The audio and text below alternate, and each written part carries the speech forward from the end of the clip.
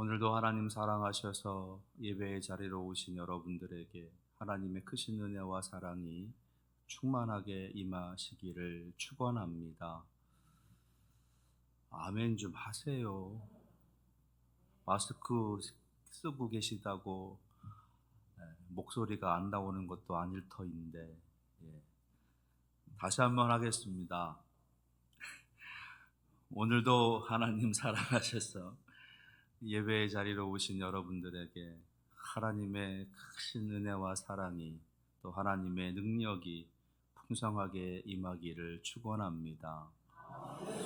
할렐루야. 다 했다, 다 했어. 예. 마스크를 저희가 착용하고 예배를 드리면서 여러 가지 단점들이 있지만, 얼굴을 보지 못한다든지 웃고 있는 건지 울고 있는 건지 전혀 모르겠다는 것도 있지만, 소리를 안 낸다는 거예요. 소리를 안 낸다는 거. 찬송도 안 하고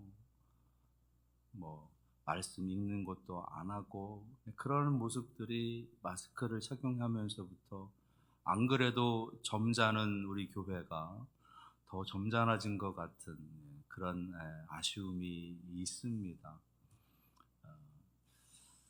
그럴수록 좀 우리가 더 입을 크게 열어서 소리를 크게 발해서 하나님의 은혜를 그렇게 사모하면서 나아가야 되지 않겠는가, 그런 의미에서 좀 송구스럽지만 한번 큰 소리로 같이 한번 해보자 라고 말씀을 드렸습니다.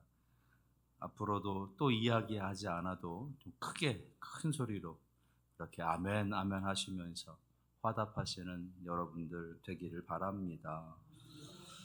아직 채 여물지 않은 아브라함입니다.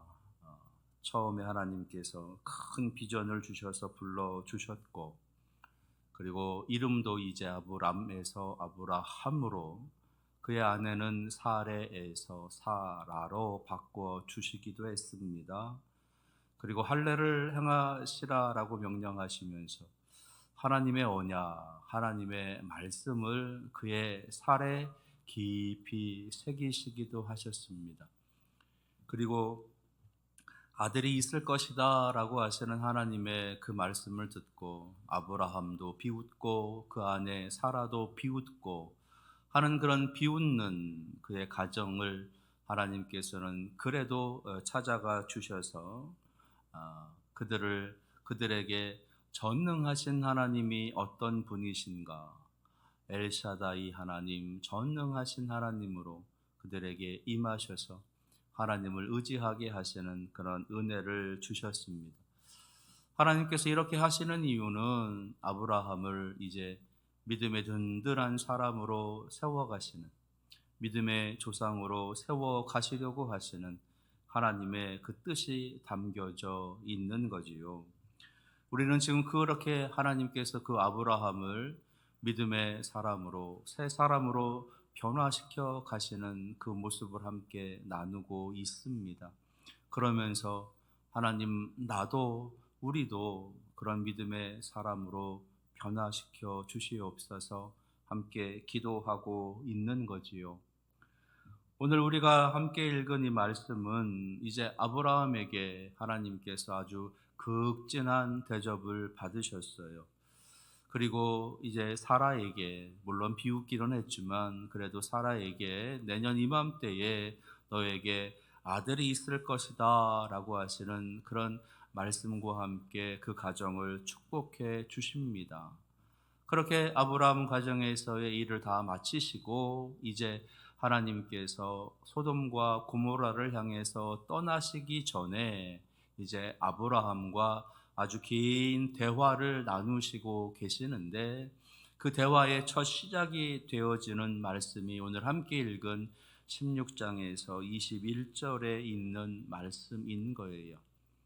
하나님께서는 오늘 이 말씀 속에서도 아브라함을 믿음의 사람으로 이제 변화시켜 가시는, 성숙시켜 가시는 그런 의미의 말씀을 함께 들려주고 계십니다.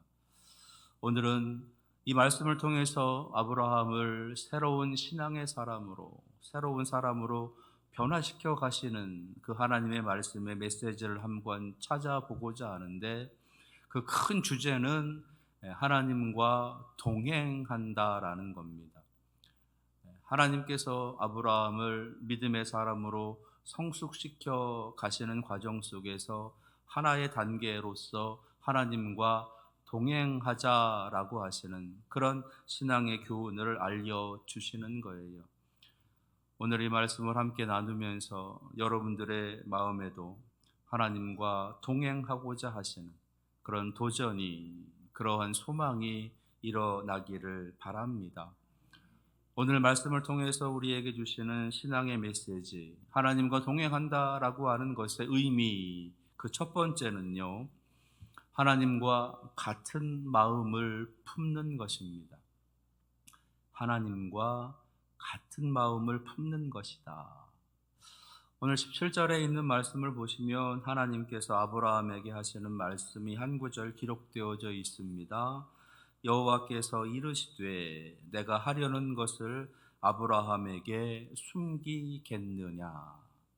이제 하나님께서 소돔과 고모라에 행하려고 하시는 그 일을 아브라함에게 숨기겠느냐, 다시 말해서 숨기지 않겠다라고 하시는 거죠. 알려주시겠다라고 하시는 말씀이십니다.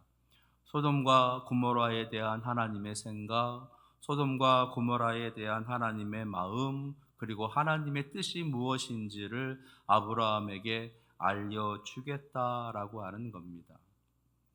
알려주시는 이유는 내 마음이 이렇다, 내 생각이, 내 뜻이, 내 계획이 이렇다라고 하는 것을 알려주는 의미이기도 하지만, 그 생각과 그 마음과 그 뜻과 함께 하자라고 하시는 말씀이신 거예요. 하나님께서 아브라함에게 의도적으로 오셔서 그에게 장차 소돔과 고모라에 어떤 일을 내가 할 것이다 라고 하시는 것을 알려주시는 이유는 나와 함께 하자, 나와 마음을 같이 하자라고 하는, 하나님과 동행하자라고 하시는 그 의미가 담겨져 있다는 겁니다. 그러한 모습을 하나님께서는 예수 그리스도를 통해서도 우리에게 보여주셨습니다.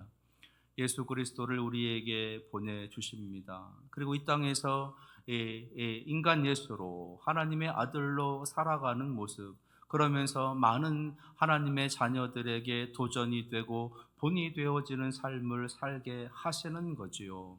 그러면서 그 예수 그리스도를 통해서 하나님과 같은 마음을, 하나님과 같은 생각을, 하나님과 같은 뜻을 품게 하시는 거였습니다.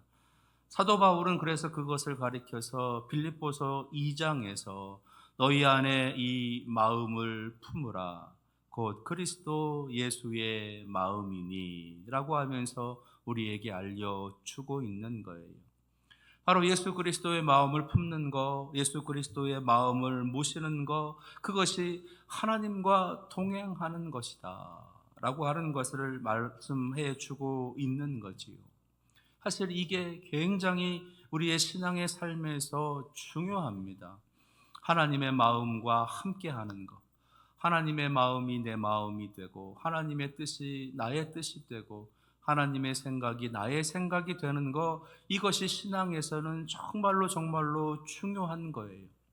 왜냐하면 신앙이라고 하는 것이 내 뜻을 이루기 위해서, 내 계획을 이루기 위해서, 내가 목표하는 것을, 내가 소망하는 것을 이루기 위해서 누군가를 의지하려고 하는 것이 아니라, 적어도 우리 기독교에서 말하는 신앙은 하나님의 뜻이 이 땅에 이루어지는, 하나님의 생각이, 하나님의 마음이 이 세상을 감싸도록 나의 생각을 하나님께 맞추고, 나의 마음을 하나님께 맞추고, 나의 뜻을 하나님께 맞추는 것이기 때문입니다.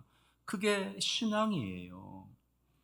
우리에게 하나님이 필요하신 이유는 우리에게 복 주시는 하나님이시기 때문이기도 하지만, 우리가 하나님의 그 뜻을, 하나님의 그 마음을, 하나님의 생각을 이 땅에 이루기 위해서 하나님이 우리에게 필요한 거예요.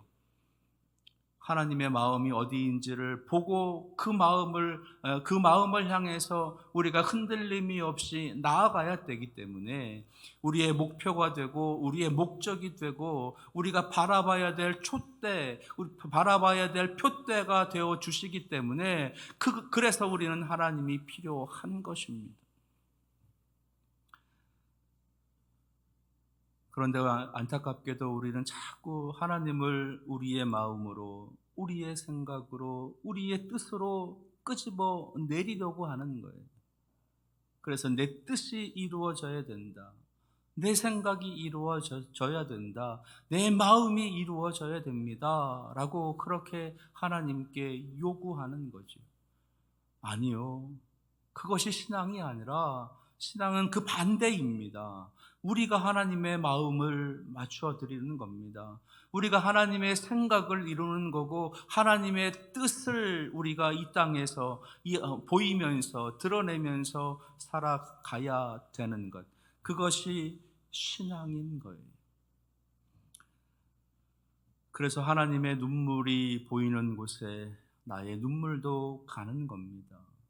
하나님이 슬퍼하시는 곳에 나의 슬픔도 같이 가는 거예요.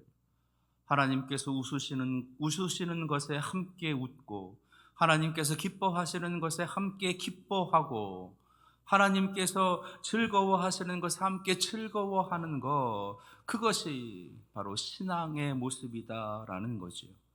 그리고 그것이 하나님과 동행하는, 하나님과 같은 마음을 품는 것입니다. 우리가 그렇게 하나님과 같은 마음을 품게 되면 우리에게 어떤 은혜가 임하느냐, 오늘 18절에 있는 말씀에 보게 되면, 아브라함은 강대한 나라가 되고 천하 만민은 그로 말미암아 복을 받게 될 것이 아니냐. 창세기 12장에서 처음 하나님께서 아브라함을 불러주셨을 때 주셨던 말씀과 너무 흡사하지요.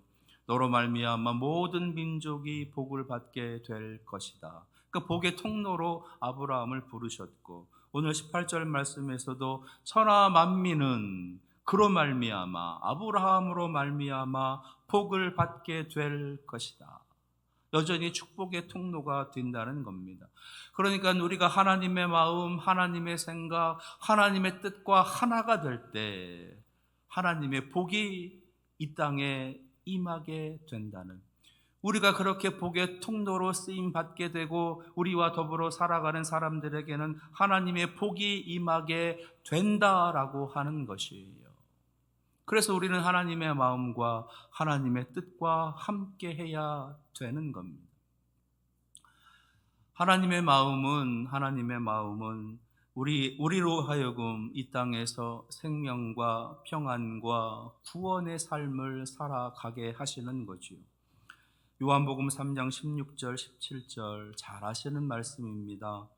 하나님이 세상을 이처럼 사랑하사 독생자를 주셨으니 이는 그를 믿는 자마다 멸망하지 않고 영생을 얻게 하려 하심이라.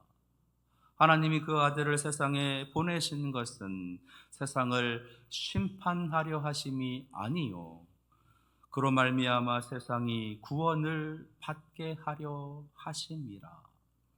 하나님께서 소돔과 고모라로 내려가시는 이유는 소돔과 고모라를 심판하시기 위해서, 멸망시키시기 위함이 아니다라고 하는 거예요. 그게 하나님의 마음이라는 겁니다. 소돔과 고모라가 결과적으로는 하나님의 멸망을 받는 땅이 되어집니다. 그러나 그 전에 하나님의 마음은 그 땅이 멸망의 땅이 아니라, 죄악의 땅이 아니라, 심판의 땅이 아니라 구원의 땅이고 생명의 땅이고 하나님의 사랑의 땅이기를 원하셨던 거예요. 그게 하나님의 마음이셨던 겁니다. 그걸 아브라함에게 보여주시면서 너도 그 마음과 함께 할 수 있겠느냐라고 지금 묻고 계시는 거예요. 여러분들은 어떻습니까? 여러분들이 살아가고 있는 여러분들의 삶의 모든 자리가, 삶의 모든 지경이 하나님 주시는 은혜의 땅, 생명의 땅, 구원의 땅이기를 원하십니까? 아니면 저주의 땅, 멸망의 땅, 죽음의 땅이기를 원하십니까? 너무 더러운 세상이지요. 너무 어두운 세상입니다. 정말로 죄악이 온 땅 가득하게 관영되어져 있는 것 같은 그런 지금 시대를 살고 있는 것이 우리들의 모습이지 않습니까? 한국만 그렇습니까? 일본은 안 그런가요? 중국은 안 그런가요? 저 미국은 안 그렇습니까? 하루에도 수만 건씩 엄청난 죄악의 모습들이 드러나고 있는 것이 지금 우리가 살고 있는 이 세상, 이 땅의 모습이지 않습니까? 청주만 해도, 아니 이 문의만 해도 하루에도 엄청나게 많은 일들이, 많은 죄악들이 벌어지고 있는 것이 지금 우리가 살고 있는 이 땅의 모습이라는 거예요. 그렇다면 하나님의 마음은 이 세상을 심판하시겠다라고 하시는, 멸망시키시겠다라고 하시는 것이 하나님의 마음일까요? 아니요. 하나님의 마음은 그럼에도 불구하고 내가 그들을 사랑한다.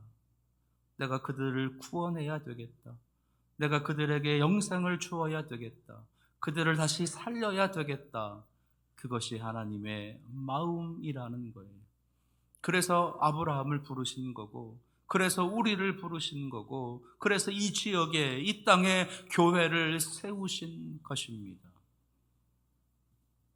그렇다면 우리는 그 하나님의 마음을 깊이 품고 구원의 길을, 복음의 길을, 생명과 사랑의 길을 걸어가야 되지 않겠습니까?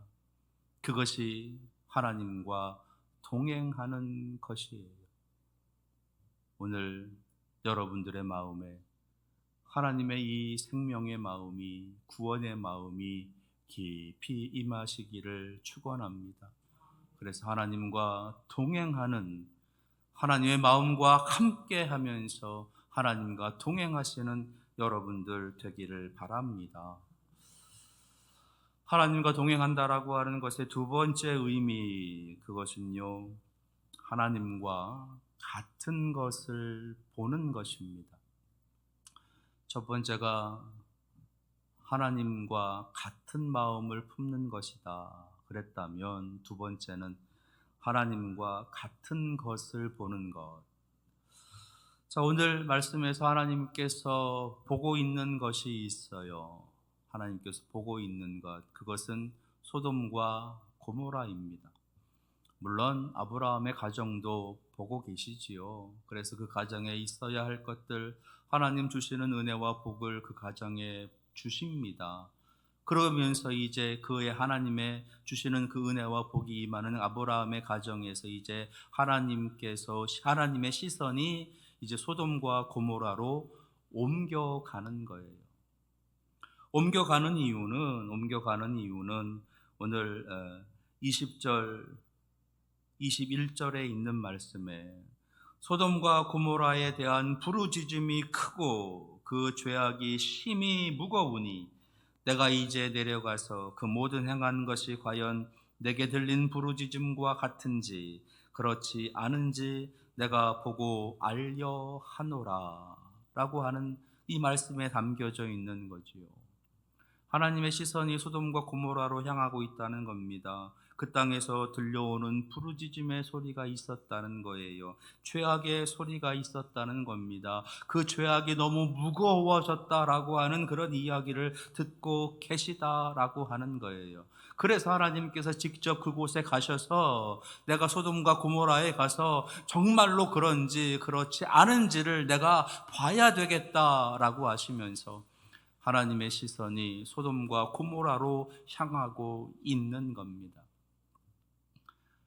여기서 우리가 한 가지 생각해야 될 것은 정말로 하나님께서 소돔과 고모라가 그렇게 죄악이 가득한 땅이었다, 타락한 땅이었다라고 하는 것을 몰랐을까요? 그렇지 않지요. 하나님은 이미 다 알고 계십니다. 전지전능하신 하나님이시기 때문에. 그런데 아브라함에게 왜 이렇게 말씀하시느냐? 내가 이 소돔과 고모라의 부르짖음을 들었다, 죄악이 크다라고 하는 그 안타까움의 탄성소리를 내가 들었다라고 말씀하시면서 내가 그곳에 갈 것이다 라고 말씀하시는 이유가 무엇이냐라는 거지요. 무엇이냐? 단순히 그냥 확인하시기 위해서, 확인하시기 위함, 그것만이 아니라는 겁니다. 하나님께서 그곳에 가시는 이유는 찾으시는 거예요. 찾으시는 것. 무엇을 찾느냐? 멸망시키지 않을 이유, 심판하지 않을 이유. 그런 사람들이 있는가? 그런 성도가 있는가? 그런 하나님의 자녀가 있는가? 그들을 위해서 기도하는 자가 있는가? 그들을 위해서 하나님의 마음을 품고 하나님을 향해서 간절하게 그들을 위해서 기도하는 자가 있는가? 바로 그들을 찾고 계시는 겁니다. 안타깝게도 소돔과 고모라에서는 그러한 사람을 찾지 못하셨던 것 같아요. 그래서 그 소돔과 고모라가 멸망을 당하게 되지를 않습니까? 하나님께서는 이 소돔과 고모라를 향해서 나아가시면서 그곳에 내려가시면서 이 소돔과 고모라도 내가 사랑하는 땅이다. 내가 흙을 빚어서 만든 나의 피조물이 거하고 있는 땅이다. 내 사랑하는 자녀들이, 내 사랑하는 백성들이 있는 땅이다 라고 하는 것을 아브라함에게 말씀하고 계시는 거예요. 그러시면서 하나님께서는 이 아브라함에게 아주 중요한 말씀을 한 가지 더 해주고 계십니다. 그것이 19절에 있는 말씀이에요. 19절. 내가 그로 그 자식과 권속에게 명하여 여호와의 도를 지켜 의와 공도를 행하게 하려고 그를 택하였나니 이는 나 여호와가 아브라함에게 대하여 말한 일을 이루려 함이니라. 자, 이 말씀을 이제 메시지 성경이라고 하는 좀 다른 쉽게 번역해 놓은 번역본으로 좀 제가 읽어 드리겠습니다. 19절. 내가 그를 택한 것은 그가 자기 자녀와 후손을 가르쳐 하나님의 생활 방식을 따라 친절하고 너그럽고 바르게 살게 하려는 것이다. 그리하여 하나님이 아브라함에게 약속한 것을 이루려는 것이다. 하나님께서 아브라함을 택하신 이유, 그것은 당연히 축복의 통로가 되게 하시는 것이었어요. 근데 그 축복의 통로, 복의 통로로 살아간다라고 하는 것의 구체적인 삶의 모습이, 구체적인 삶의 내용이 뭐냐? 그것은 바로 의와 공도를 행하는 것이다. 의와 공도를 행하는 것이다. 이것을 이제 지금 읽어드린 번역본의 대로 말씀을 드린다면 친절하게, 너그럽게, 바르게 살아가는 것. 친절하게, 너그럽게, 바르게 살아가는 것. 그것이 바로 복의 통로가 되어지는 겁니다. 그러니까 하나님께서는 아브라함이 바르게 살아가는 모습, 그리고 너그럽게 살아가는 모습, 그리고 친절하게 살아가는 모습을 통해서 하나님의 복이 사람들에게 임하게 하신다라는 거예요. 아브라함의 친절을 통해서, 아브라함의 너그러움을 통해서, 아브라함의 바름의 삶을 통해서 하나님 주시는 복이 세상에 천하 만민에 임하게 하신다라는 것이에요. 그게 하나님께서 아브라함을 부르신 목적이라는 겁니다. 그런데 안타깝게도 아브라함이 살고 있는 곳에서 그리 멀지 않아 있었던 그 소돔과 고모라가 멸망의 땅이 생명의 땅이 되었다, 아니, 죽음의 땅이 되었다라는 거지요. 그 말은 무엇입니까? 아직 아브라함이 복의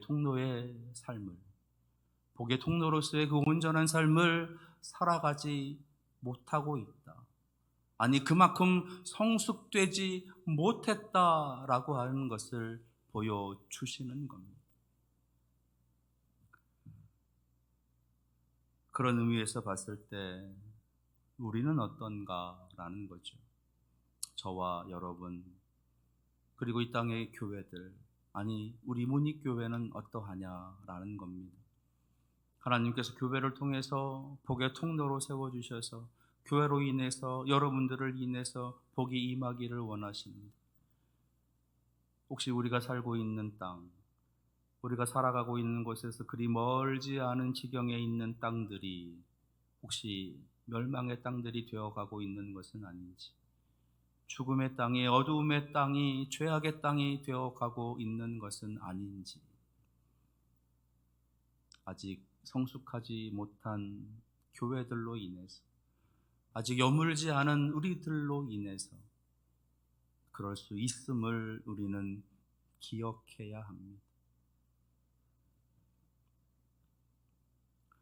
하나님께서는 바로 그러한 소돔과 고모라, 그 땅에 아직 그러한 성숙된 신앙인의 삶의 모습이 없었던 그 모습을 아브라함에게 보여주시면서 하나님의 복은 바로 너의 의로운, 너의 공도를 행하는, 너의 친절하고 너그럽고 바르게 살아가는 그 모습에서부터 시작이 되어진다라고 말씀하고 계시는 겁니다. 바로 거기서부터 하나님의 역사가 시작되는 거예요. 바로 거기서부터 하나님의 능력이 시작되고 바로 거기서부터 하나님의 구원이 시작되는 겁니다. 하나님의 구원은 우리의 입을 통해서, 우리의 메시지를 통해서, 우리가 전하는 복음을 통해서 그들에게 임하기도 하지만 우리가 살아가는 삶의 모습을 통해서도 그들에게 임하게 된다는 사실이에요. 따라서 우리가 전하는 말, 우리가 전하는 복음, 우리가 전하는 생명의 메시지만큼이나 우리의 삶도 복음의 삶이, 생명의 삶을 살아낼 수 있어야 된다라고 하는 겁니다.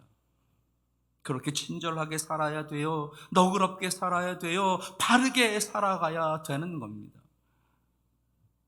세상 사람들도 그렇게 살아가야 된다라고 힘주어 강조하고 있는 그러한 삶을 적어도 우리 믿음의 사람들은, 크리스찬들은 더욱더 열심히 정성을 다해서 살아내야 되는 것이, 다른 사람들이 하는 것처럼 거짓을 말하고, 다른 사람들이 하는 것처럼 불의하며, 다른 사람들이 하는 것처럼 자기의 이익을 위해서 속이고 꾀이고 죽이고 하는 삶을 살아가는 것이 아니라 주님께서 말씀하시는 것처럼 오른뺨을 치면 왼뺨을 돌려대고, 겉옷을 달라 하면 속옷까지 벗어주고, 오리를 가자 하면 심리까지도 가질 수 있는 그러한 사랑으로 가는 겁니다.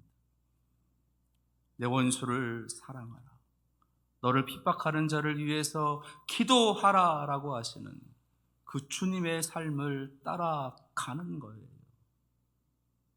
그게 하나님께서 이 땅에 복을 시작하시는 그 출발이 되어진다는 겁니다. 혹시 그렇게 살아가려고 하다 여러 많은 삶의 이유들로 인해서 포기하고 있지는 않습니까? 생계 때문에, 또는 자녀들 때문에, 또는 살아가야 될 여러 가지 많은 생존의 이유들 때문에 그런 것들의 이유를 들어서 포기하고 접어두고 그렇게 외면하고 살아가고 있지는 않습니까? 하나님께서는 이 땅에서 우리가 주님께서 가르쳐 주신 그 삶의 모습, 사랑의 모습, 희생의 모습, 헌신의 모습, 바로 그 모습을 통해서 하나님의 복이 임하게 되는 그 능력이 시작되고 있음을 말씀해 주시는 거예요. 그런 믿음으로, 그런 신앙으로 하나님께서 보여주시는 그 소돔과 고모라를 볼 수 있어야 되는 거죠.